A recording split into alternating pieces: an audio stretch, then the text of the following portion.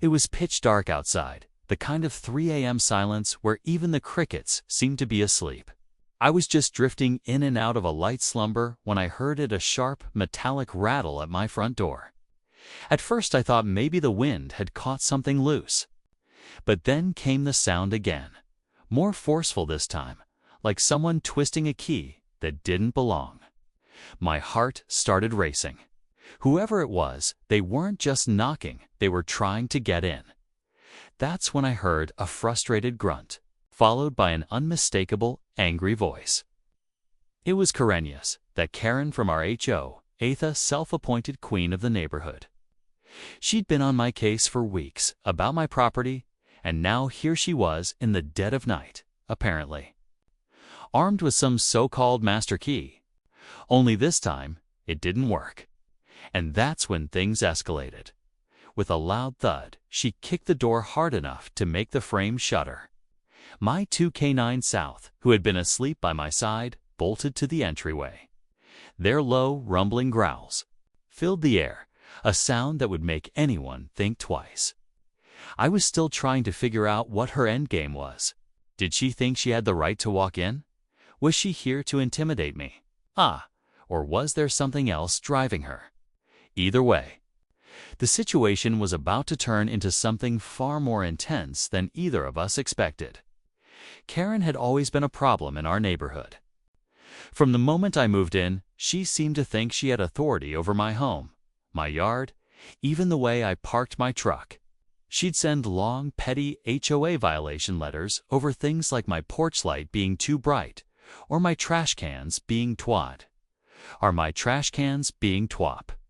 From the moment I moved in, my move to my SUV, my move KWA, my move is Perret, my Malev, my Mrs. Cave. You'll see some sieve. My Malev, my Malev, my Malev. We seed, we are us, we are I re it. I see it out. By beloved, I'm sorry clay molokai do say suyukai kasai it's a kid it's put to sit up with a debate I be also to the so sit it tough to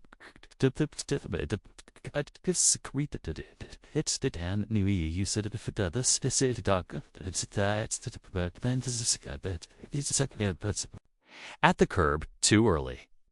But lately, she'd taken it to another level, showing up unannounced, lurking near my property and hinting that she had ways of getting in if she needed to. I thought it was just her usual bluff. Now, standing in my hallway at 3 a.m., hearing her boots scrape against my porch, I wasn't so sure. The K9 South were at full attention, tails stiff, ears forward, waiting for my command. They weren't just pets, they were trained working dogs, loyal and protective. They knew something wasn't right, and the tension in the air had them locked in.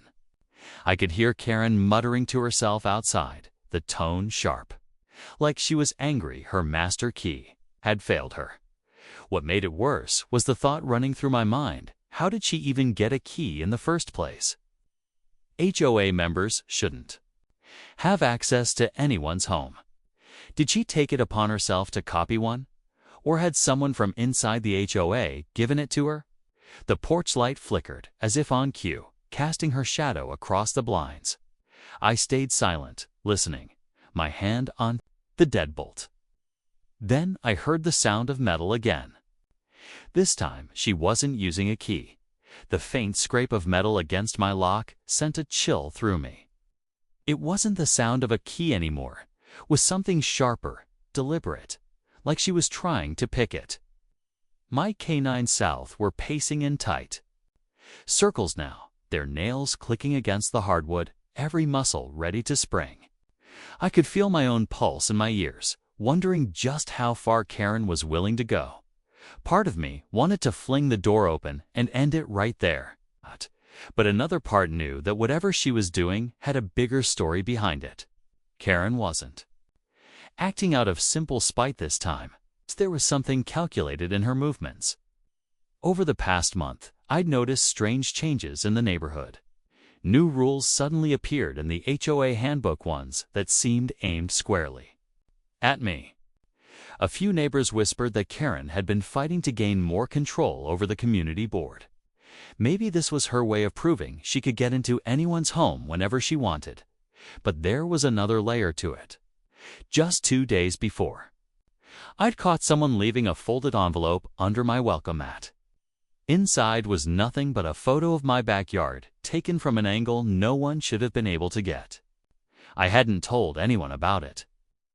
Now, hearing Karen at my door in the dead of night, I couldn't shake the thought that the two events were connected. Outside, the scraping stopped. Silence, then came the sound of slow, deliberate footsteps moving. Across my porch, the footsteps paused right outside my door. I could hear the faint creak of the wooden porch under her weight, and then nothing. No more scraping, no more muttering, just a heavy, waiting silence. My K9 South froze mid-step, ears locked on the door, their growls low and steady. I held my breath, every nerve in my body straining to catch the next sound. A shadow moved across the narrow strip of light beneath the door. She was still there, standing completely still, as if listening for me. The air in the hallway felt thick, and the only thing I could hear was the quiet hum of the refrigerator in the kitchen.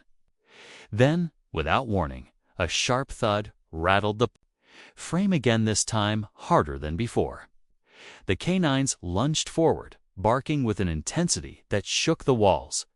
My phone was in my pocket, but I didn't dare move just yet. I didn't want to give away that I was standing right there, only a few feet away. I glanced toward the side window, and through the gap in the blinds, I caught a glimpse of her. Karen wasn't alone. Another figure stood just at the edge of the porch. Lights reached tall, still, and watching. The sight sent a wave of adrenaline through me. Whoever this was, they weren't just a random passerby. The two of them were here for a reason. My grip tightened on the deadbolt, torn between locking it tighter and preparing to open it. Then came the sound, 3 slow, deliberate knocks. The knocks echoed through the hallway, slow and deliberate, like they were meant to send a message. My K9 South were practically vibrating with energy now, barking in short, sharp bursts.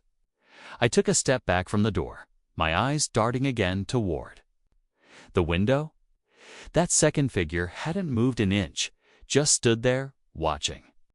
Something about the stillness made my skin crawl. Then, from somewhere down the street, I saw a faint flash of light. At first, I thought it was a passing car, but it was too steady, like the glow of a phone screen. My stomach dropped. Were there more of them out there? I glanced at the porch again, and Karen was no longer at the center of the door. She had shifted to the side, out of the peephole's view, as if waiting for me to make a mistake. And then, without warning, the second figure stepped forward. The porch light caught just enough of their face for me to realize knew them. It was a board member from the HOA, someone who had always acted neutral in Karen's disputes with me. But seeing them here at 3 a.m. changed everything. They leaned in toward Karen, whispering something I couldn't make out, but whatever it was made her nod sharply. A second later, I heard the faint click of something metal tools. My lock rattled again, harder this time, like they weren't afraid of being caught anymore. The dogs lunged forward, their barks turning into deep, warning roars. I tightened my grip on the handle, my pulse hammering as the deadbolt shifted ever so slightly. The deadbolt jerked, and in that split second, I made my move. I swung the door open just enough for the chain lock to hold, and my K9 South surged forward. Their teeth bared, barking so fiercely it made both Karen and the board member stumble back. The sudden blast of noise and movement broke their confidence. Karen's face twisted from smug to startled in an instant. "What do you think you're doing?"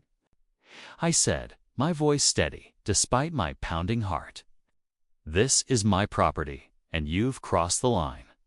Karen tried to recover, muttering something about a mandatory HOA inspection, but the board member's eyes gave them away wide. nervous, darting toward the street like they were expecting someone else to show up. That's when I caught movement in the distance. A dark SUV was parked halfway down the block, headlights off, engine running. I pulled out my phone, snapping a photo of the two on my porch and the SUV in the background.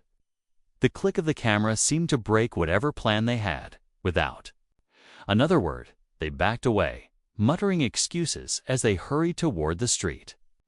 My K9 South stayed at the doorway, growling low, watching every step they took. The SUV's engine revved, and it pulled away before they could reach it, leaving them standing in the dark, stranded. That was the moment I realized whoever was in that SUV wasn't there to help them, and from the way Karen's face fell, she knew exactly who it was. Karen stood frozen on the curb, the board member whispering frantically to her, but whatever had just happened with that SUV had completely shaken them. I didn't know who was inside, but I knew they weren't on Karen's side. That alone was enough to make her retreat. Without another word to me, they turned and hurried down the street, disappearing into the shadows. I closed the door and double-checked every lock, the K9 South finally relaxing but still alert, watching me as if waiting for the next command. My heart was still pounding, but there was a strange sense of calm settling in. The truth was, Karen had crossed a line she couldn't come back from, and now I had proof. Between the photos, the scratches on my lock, and the fact that she showed up in the middle of the night, there was no spinning this into some HOA inspection.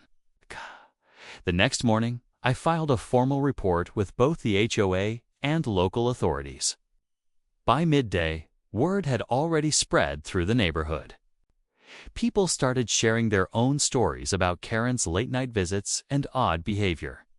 The board member resigned quietly, and for the first time in months, Karen kept her distance.